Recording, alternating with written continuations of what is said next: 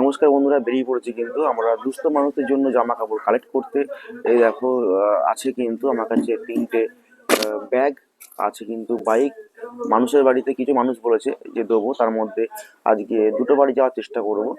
তা দুস্থ মানুষ বলতে যারা পিছিয়ে পড়া, যাদের খাদ্য অভাব চলছে, যাদের বাড়িতে জামা কাপড় ছেঁড়া পড়ে, ভালো পায় না, তাদের জন্য এই কাজটা করে থাকি। আর বলে রাখি, এটা কিন্তু আমরা শুধু কৃষ্ণনগরের মধ্যে যেতে পারি, কারণ আমরা কৃষ্ণনগরের বাইরে বেরোনো কিন্তু সম্ভব হয়ে ওঠে না, কারণ নিজের কাছ থেকে কত রকম কাজ থেকে, তাই না? তার মধ্যে আমরা কৃষ্ণনগরে যেটুকু পারি সেটুকুর মধ্যে কাজ করি। চলো দেখতে থাকো তাহলে কি হয় পরে।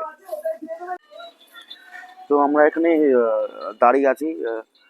বললো উনি আসছে এখানে ওই পুরোনো জামা কাপড়গুলো দিতে।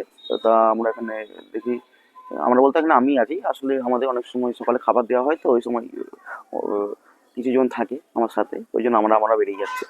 তা বললো এখানে আমাকে দাঁড়াতে কিছুক্ষণ, তা কিছুক্ষণ আমি ওয়েট করবো। কারণ দুস্থ মানুষদের জন্য, একটা ভালো কাজের জন্য ওয়েট তো করতেই হবে। আমি বারবার বলে রাখি, এটা কিন্তু শুধু আমরা কৃষ্ণনগরের মধ্যে নিতে পারি, কৃষ্ণনগরের বাইরে কিন্তু আমরা এটা নিতে পারি না, সম্ভব হয় না। তা আমরা ওয়েট করবো কিছুক্ষণ, দেখবো কতক্ষণে তারা আসে।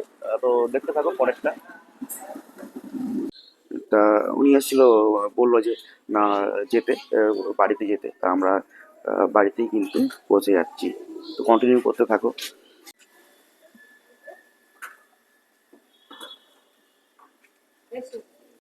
আচ্ছা, কি কি কি আছে এগুলোর মধ্যে বলো। এর মধ্যে চুড়িদার পাঞ্জাবি আছে, উলের মেয়েদের ড্রেস আছে ছোট বড়। ও মানে ছেলেদের বড়দের সবার সব রকম আছে হ্যাঁ, তো এর মধ্যে। আর তারপরে তোমার উলের উলের সোয়েটার আছে।